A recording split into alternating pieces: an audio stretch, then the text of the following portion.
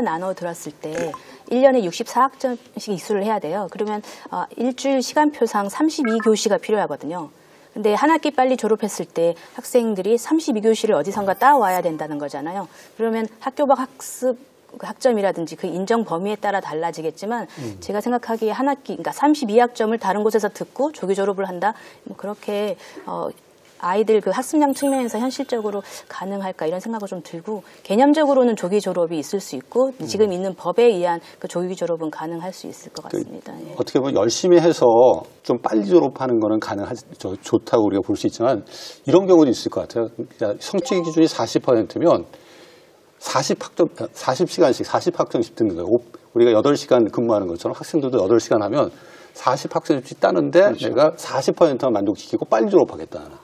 그런 경우는 어떻게 합니까? 그래서 이게 좀 개념이 약간 어려울 수는 있겠는데 그래서 최소 수강학 점수를 학기별로 좀 설정하게끔 규정하게끔 그렇게 저희가 좀 방안에 넣었습니다. 그래서 지금 아직 그게 결정된 건 아니지만 예를 들면 학기별로 최소 28학점은 수강해야 된다. 그렇게 되면은 아무리 뭐 한 학기 약간 과도하게 듣는다 할지라도 매 학기 최소한에 들어야 되는 학점수가 있다라는 부분인 거죠. 그 반대 측면에서는 최대 들을 수 있는 학점도 또 지정할 수 있는데요. 다른 나라 사례 같은 경우에는 학생들이 어떤 학기에 집중해서 몰아서 듣는 걸 방지하기 위해서 최소 학점수도 규정하고 있지만 최대 학점수도 규정하고 있습니다. 예. 지금 현재 이제 시범학교 운영되고 있는 것을 알고 있고 오늘 오세현 선생님, 호평고등학교가 그 시범학교죠? 예, 연구학교. 실제 어떻게 운영되고 있는지 좀 이야기를 좀 해주시죠. 제가 저희 호평고등학교를 2018년부터 부임했는데요. 학교를 오자마자 고교학점제 선도학교로 선생님들의 의견을 모으고 그렇게 해서 시작을 했습니다. 고교학점제 연구학교로 해서 19년, 20년, 올해 21년, 3년 차로 저희 학교는 이제 한 3, 4년 계속 그렇게 운영해 오고 있습니다. 3, 4년 연구학교로서 이제 고교학점제 시행을 하셨는데 되게 중요한 게 수강 시스템을 구축하는 것, 그리고 이제 다양한 교과목을 개설해 주는 것인데 이 과정은 어떻게 운영되고 있는지 궁금하거든요. 1학년, 2학년 해당 학생들의 입학생들 또는 현재 2학년 학생들의 본인들이 수강하고 싶어하는 그 과목들에 대한 수강 희망 그 가조사를 하고요. 그 다음에 선생님들이 이제 저희 학교 같은 경우는 교육과정 교사 연구회 일명 교육과정 TF라고 해서 선생님들이 전년도 편제표를 가지고 변화될 것에 대해서 협의를 합니다. 그 다음 교과 부장 선생님들과 또 협의를 하고 최종적으로 학교 교육과정위원회라는 걸 통해서 여기에는 이제 학부모 대표, 학생 대표도 이제 자문위원으로 참가하면서 의견을 제시할 수 있는데요. 엑셀 프로그램 이런 것들을 통해서 이제 학생들의 그 수강 신청에 따라서 진급반 1학년에서 2학년, 2학년에서 3학년 진급 반편성도 하고요. 행정학급 편성을 하면서 이동 수업 반편성도 이루어집니다. 거기에 수강 신청을 할 수 있도록 해놓으면 학생들이 들어와서 하고 그걸 바탕으로 또 엑셀 작업을 하고 그런데 이제 올해 저희 학교도 교육과정평가원 교육부에서 하는 수강 신청 시스템을 통해서 잘 돼 있더라고요. 저도 연수를 들었는데 그걸 통해서 아까 말씀드린 가조사 1, 2차 수강 신청, 반편성 그리고 이동 수업, 개별 시간표까지 할 수 있도록 올해 하려고 하고 있습니다. 학생들 모습을 상상해 보니까 걔들 잘 모를 텐데 어떤 선택 이게 진로 교육하고 연결돼야 되기 때문에 이게 선생님 이게 솔직히 현장에서 학생들 이런 거 할 때 되게 혼란스러울 것 같은데요. 많이 혼란스러워하죠. 그렇지만 이제 연구학교나 선도학교, 특히 이제 연구학교의 경우에는 진로 학업 설계를 잘 마련을 해놓고 있습니다. 보통은 학생들에게 꿈이 뭐야? 아직도 꿈을 못 선택했니? 이렇게 질문을 많이 해왔잖아요. 이제는 학생들에게 진로 검사도 다양하게 요즘에 진행을 하고 있고요. 그리고 나서 이제 지금 현재 시도교육청이라든지 서울시의 4개 대학교에서는 각 전공별로 학생들이 고등학교 교육과정에서 이수해야 되는 과목 리스트들을 다 개발을 해 놓았습니다. 그래서 학생들이 나 이 건축학과 가고 싶어. 그러면 건축학과를 검색을 딱 하면 고등학교에서 들어야 되는 과목들이 나오거든요. 그러면 이제 학생들이 그러한 정보들을 자신의 진로와 잘 연계시켜가지고 과목을 선택할 수 있게 되죠. 이제 이렇게 연구학교는 잘하고 있는데 아직 이제 일반 고등학교는 미숙한 점들이 많아서 이제 진로 학업 설계가 잘 안 되면 어떤 일이 일어나느냐면요. 학생들이 계속 교육과정을 바꿔요. 그래서 학교의 업무 부담이 굉장히 많이 가중이 됩니다. 이게 불을 보듯 뻔히 보여요, 이게 네, 지금. 네. 분명히 또 이거 어제 했는데 또 오늘 봐서 왜 이래? 네. 이런 게 많으니까 국장님, 이거 혼란 어떻게 해결하죠? 그래서 이제 뭐 시범학교, 선도학교, 연구학교들을 운영해 왔다라고 보여지고요. 네. 그 남은 기간 동안 어떻게 준비하느냐가 관건이라고 보여집니다. 그리고 교육부 추진계획에도 나와 있지만 뭐 학점제와 유사하게 시스템을 운영하고 있는 해외 국가들 같은 경우에는 카운셀러 제도들이 잘 되어 있습니다. 그래서 실제로 학생들이 이런 진로와 뭐 이런 적성을 가지고 있다라고 했을 때 고등학교에서는 어떤 교과목들을 들어야 되고 이것을 바탕으로 대학에서 어떤 전공을 선택할 수 있을 것인지를 이렇게 전문적으로 상담해 줄 수 있는 인력들이 필요합니다. 그래서 지금 현재도 학교에 진로진학 상담 교사 TO가 있는 그런 상황인데 이 인력들이 좀 더 전문화되고 또 확대될 필요가 있다라고 보여지고요. 그래서 추가 연수라든지 이런 계획들이 지금 발표가 되어 있는 상황인데 제가 보기에는 좀 미흡한 부분들도 있어 보이지만 어쨌든 이런 전문 상담 인력들이 더 확대되어져서 학교에 이렇게 좀 문화들 그리고 시스템들을 바꿀 필요가 있다라고 보고 있습니다. 학생들이 이제 교과목 선택 과정에서 여러 가지 혼돈을 겪을 가능성에 대한 좀 우려를 표하고 계신데 오희찬 선생님, 네네. 실제 학교에서 이 고교 학점제 운영하는 과정에서 그런 학생들의 좀 어떻게 보면 혼란 이런 것들이 많이 나타나는지 그리고 그런 혼란과 관련해서 학교에서는 어떻게 좀 지원을 해주고 있었는지 이거 좀 말씀을 해주시죠. 그게 이제 학교마다 어떠한 프로그램, 어떠한 방식으로 이제 학생들에게 다가가고 학부모님들에게 안내하느냐인데요. 저희 학교 같은 경우는 또래들 있지 않습니까? 같은 학년에서 학생 교육과정 그 선택 지원단, 일명 뭐 교육과정 리더 또는 교육과정 서포터즈라고 해서 이 학생들에 대해서 먼저 교육과정 그 이해라든가 선택 과정에 대해서 안내를 하고 이 학생들이 학급이라든가 아니면 모둠에서 잘 설명을 해준 그런 방법도 있었고요. 또 학년부의 담임교사 그리고 교과 선생님들의 그 진로 관련해서 학업 설계해주고 과목 선택 안내해주는 것 그리고 그 1, 2학년 진로 수업 시간도 있는데 그러한 시간들을 활용해서 학생들에게 좀 더 아주 살갑게 따뜻하게 구체적으로 안내가 되고 그래야 할 거란 생각을 하고 있습니다. 네. 뭐 말씀 듣다 보니까 진짜 실제 학교에서 고교 학점제 어떻게 운영하고 있는지 좀 확인하고 싶은 마음이 생기거든요. 그래서 저희가 호평고등학교 학점제 운영 어떻게 하고 있는지 취재를 했습니다. 같이 보시면서 이야기를 나누시죠. 자율성과 학업 성취도 두 마리 토끼를 모두 잡은 호평고등학교를 찾았습니다.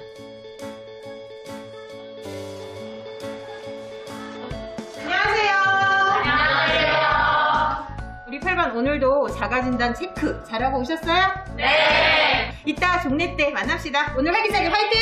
네! 이동 수업을 준비하는 학생들. 그런데 교과서가 서로 다른데요? 심지어 조회가 끝나기 무섭게 교실을 모조리 빠져나갑니다. 그냥 3반, 8반은 그냥 하나의 거점. 그렇죠. 그런 역할이었던 것 같아요, 지금 보니까. 홈룸이지, 그러니까. 어디 가는 거예요? 저 학년 같은 게요. 저는 영어 독해요, 장모님. 저희 미적분 수업 들어가고 있거든요. 저 언어와 매체. 같은 반이지만 서로 다른 시간표.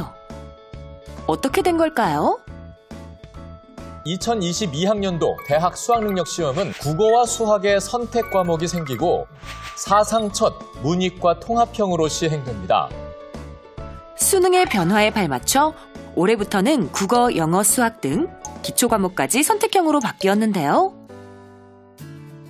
학생들은 정해진 단위 내에서 원하는 과목을 자유롭게 선택할 수 있게 됐습니다. 여러분 헷갈리지 마세요. 주격조사 할 때 은는이가 외우지 마세요. 그렇게. 네, 은는이가 아닙니다. 여러분들 이가 에서 이렇게. 독서와 문학 중심의 공통 과목과 두 종류의 선택 과목으로 나뉘는 국어 수업. 우리가 주로 사용하는 매체의 특성에 대해서 한번 알아보도록 하겠습니다. 학생들은 선택 과목인 언어와 매체, 화법과 작문 중에서 원하는 과목을 선택해 집중적으로 공부할 수 있다는데요. 학습의 부담감을 줄이고 효과적으로 공부할 수 있게 됐습니다. 따라서 히사시부리 데스. 오랜만입니다. 그러니까 왼쪽은 그 밖에 탐구, 교양, 제2외국어 등 다른 교과 영역의 과목까지 선택하면 시간표 구성은 무궁무진해지는데요. 그렇다면 학생들은 어떤 이유로 과목을 선택했을까요? 가고 싶은 대학에서 필요한 과목이라서 선택했어요. 1학년 때 잠깐 배웠었는데 이 과목이 저한테 잘 맞아서 화작보다는 엄매하고 싶었어요. 과학 과목이 많네요. 네. 제가 꿈이 화장품 개발하는 그런 쪽이어가지고 이런 과학 인체 쪽이나 화장품 만들 수 있는 화학물질 같은 거 알아야 돼가지고 선택했어요. 내가 뭔가를 하고 싶어서 저런 과목을 선택하면 정말 교육적인 것 같은데 벌써 사교육업체에서는 뭘 선택해야 대학 가는데 필요하다. 벌써 이게 주파가 튕기고 있더라고요. 그러니까. 무엇보다 학생들이 자기가 선택하는 과목, 또 자기 진로와 연계된 과목을 찾으려 하다 보니까 그러한 측면에서 진로 선택 만족도는 좋으리라 생각이 들고요. 한편 고교 학점제를 운영하면서 선생님들은 남모를 고충이 많다는데요. 교재 연구에 수업에 몸이 10개라도 부족하다는 선생님들. 학생들의 과목 선택권을 보장하기 위해 여러 과목을 수업하는 선생님도 늘었습니다. 80%가 넘는 선생님들이 적게는 2과목에서 많게는 4과목까지 맡고 있다는데요.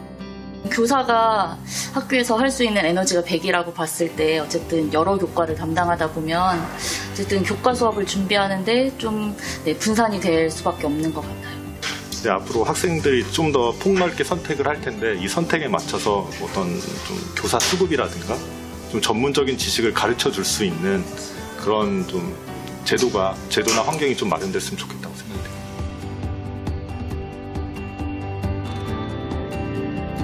학교의 도전 고교 학점제.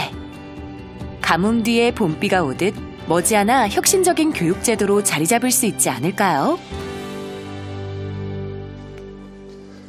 화면을 보니까 학생들은 자기가 선택한 교과목을 듣다 보니 훨씬 더 재미도 느끼게 되고 왜 배워야 되는지 그 생각도 분명히 갖게 되는데 선생님들은 다양한 교과목을 개설 운영하셔야 돼서 부담도 많이 커지지 않았을까 이런 좀 생각이 드네요. 네.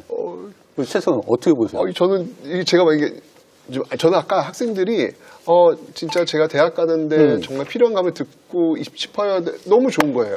너무 교육적인 거예요. 그래 이래야지. 근데 저런 친구들이 너무 다양할 거 아니에요. 근데 교사는 한정적이란 말이지. 그러면 교사는 다 교과, 다 과목을 가르칠 수밖에 없는데 내가 교사라면 그거 할 수 있나? 이런 생각이 지금 문득 들면서 사표를 써야 되나? 실제 어떠세요? 선생님. 학교에서 볼 때 선생님들이 이 학점제 하면서 보이는 반응들 긍정적인가요? 어려움을 좀 많이 호소하시나요? 좀 비판적인 목소리도 없지 않아 있고 어렵다 하고 하시죠. 예를 들어 저희 학교 올해 2과목 이상 담당하시는 그리고 그러니까 2개 학년 걸쳐 하시는 분들이 거의 75% 이 정도 됩니다. 심지어 5과목은 없습니다.만 4개 과목 그리고 3개 학년 걸쳐 하시는 선생님들도 3분 있으시죠. 과목, 3개 학년을 4개 과목을 합니다. 이게 왜 그러냐면 자기 전공 과목도 있습니다만 교양 과목들, 심리학, 환경, 철학, 교육학 이런 과목들을 담당하시는 분들 그래서 수업 시수가 또 뭐 17시간, 17시간 되시는 분들도 있으시고요.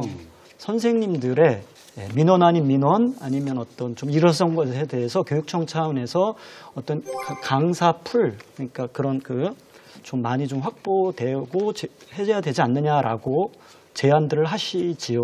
네, 제대로 운영되려면 그런 행정지원 같은 것도 반드시 수반돼야 되지 않을까 생각이 들고요.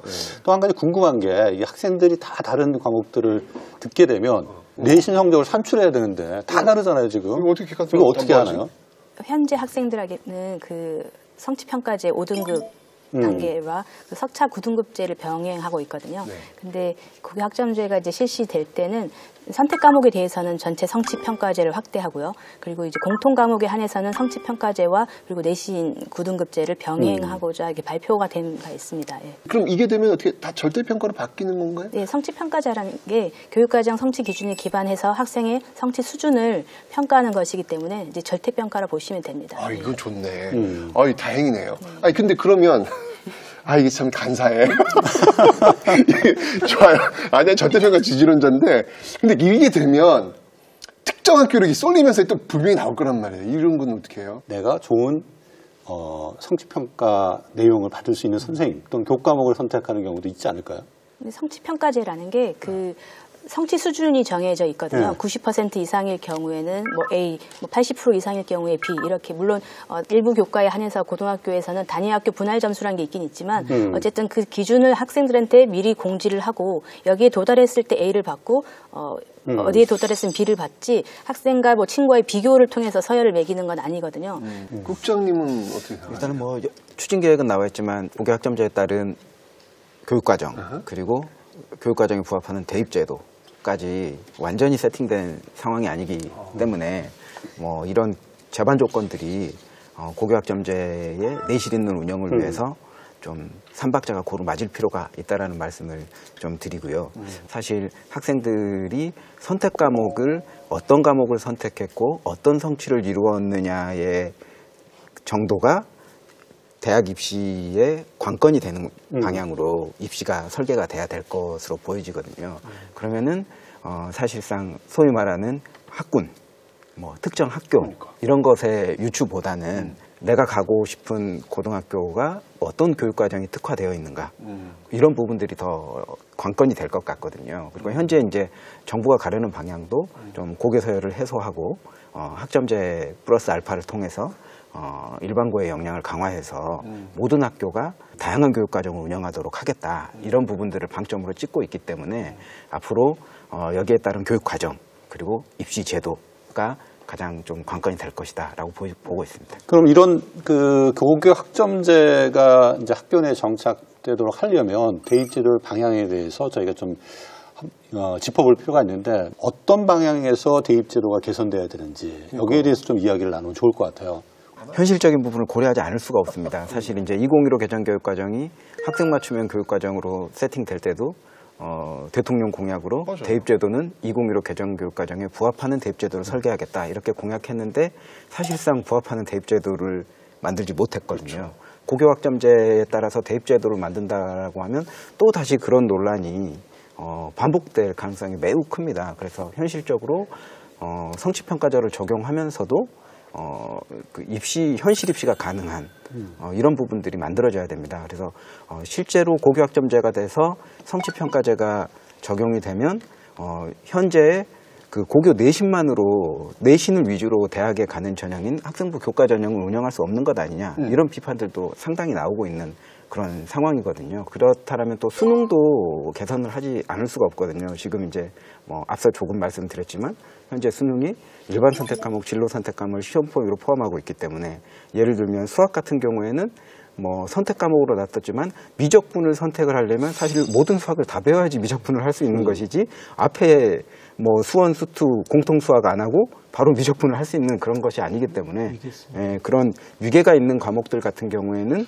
어떻게 할 것인가 그리고 계속 오지선다형 시험을 볼 것인가 이런 문제들이 또 관건들이 많이 있습니다. 그래서 입시에 사용되는 수능 그리고 학교의 평가 이런 부분들의 현실성과 또 학점제의 방향성을 고려해가지고 설계를 해야 될 것 같은데 쉽지는 않은 문제인 것 같습니다. 언론 보도들을 보면은 1학년 그 공통 과목은 등급제가 된다라고 하더라고요. 그러면 1학년 성적에 좀 초점을 둔 대입 진학 입시가 일어나지 않을까라는 염려도 하더라고요. 만약에 그게 이제 상대평가가 유지가 된다라면 1학년 성적이 되게 중요해지겠구나. 그런데 그게 바람직한 방향은 아니죠. 왜냐하면 1학년 아까 전에 그 교육과정이라고 하는 거는 공통 과목으로서 기초 소양과 기초 능력을 키우는 그 과정인데 그 능력으로 대학 진학을 결정한다라고 하는 것은 굉장히 논리적으로 맞지 않다라고 봅니다.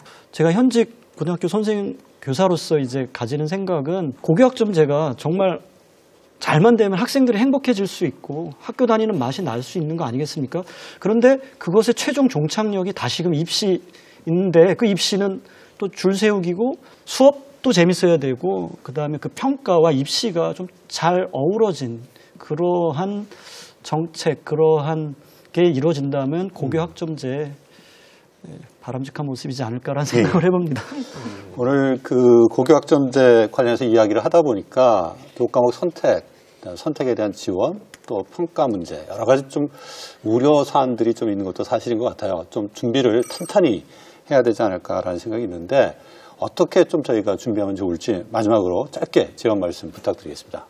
이 고교학점제 취지를 살리려면 사실 단위학교의 교육과정 편성 운영을 최대한 존중해주고 교사가 한 수업과 평가를 존중해주는 것이 궁극적인 방향이라고 생각되는데 취지를 살릴 수 있는 그런 대입제도나 그 수능 방안 이런 게 나왔으면 좋겠고 학생이 자신이 만든 교육과정 그 스토리 그리고 교육과정의 이수 이력이라든지 이런 것들이 학생이 받은 점수뿐만 아니라 질적으로 굉장히 의미가 있는 거거든요. 그러니까 그런 것들이 좀 반영이 되면 좋겠다 이런 생각이 들었습니다. 사실 정책이 나올 때 많은 반응들이 이런 반응들이 있습니다. 취지에는 공감하지만 현실이 이런 반응들을 많이 하시거든요. 그래서 이런 부분들이 함께 공감대를 형성하려면 그림을 잘 보여줘야 된다라고 생각됩니다. 그래서 앞으로 만들어질 교육 과정이라든지 입시 제도라든지 또 지원 체계라든지 이런 부분들에 대한 그림을 시행 전에 국민들에게 잘 보여주고 안착될 수 있다는 신뢰를 보여주는 과정들이 향후에 만들어졌으면 좋겠습니다. 네. 고교학점제 제대로 되려면 학교 자치 시스템이 제대로 구축이 되어야 합니다.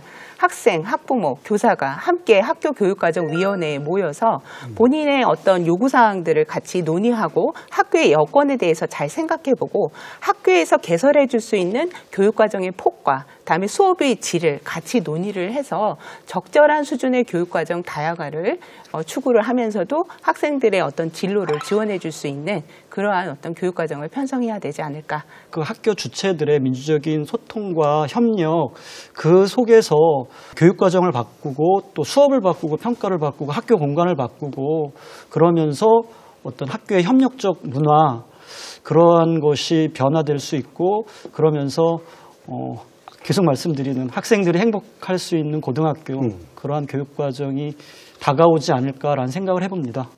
미래 사회의 어떤 변화라든지 미래 교육을 대비하는 측면도 고교학점제의 취지 중에 또 하나라고도 볼 수가 있겠습니다. 그래서 학생들의 자기주도성뿐만 아니라 더불어 살면서 소통하고 또 어떤 새로운 가치를 창출할 수 있는 그런 학생들이 길러내서 또 미래 사회의 어떤 하나의 구성원으로서 또 당당하게 살아갈 수 있게끔 그렇게 고등학교 교육이 나아가야 될 방향이라고 저희는 보고 있고 그것을 학점제를 통해서 좀 구현해 나가고자 합니다.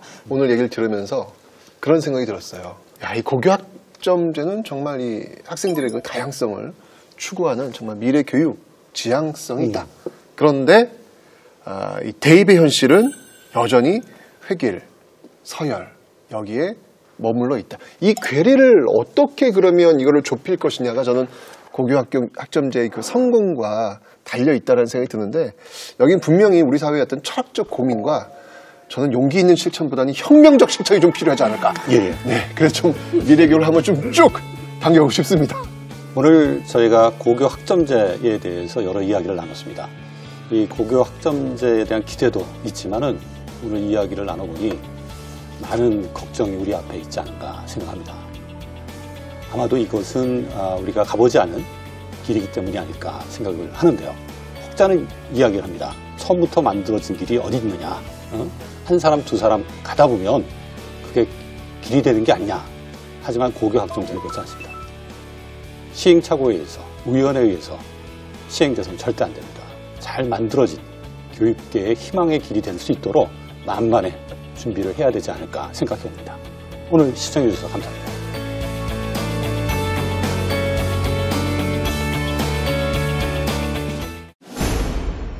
학년 같은 게요. 저는 영어 독해야 장문이요. 미적분 수업 들어가고 싶어요. 저 언어와 매치. 학성여고 학생들 수업에 학성고등학교 남학생들이 와요? 저희 울산고등학교 학생입니다. 성신고요. 저희 약사고등학교요.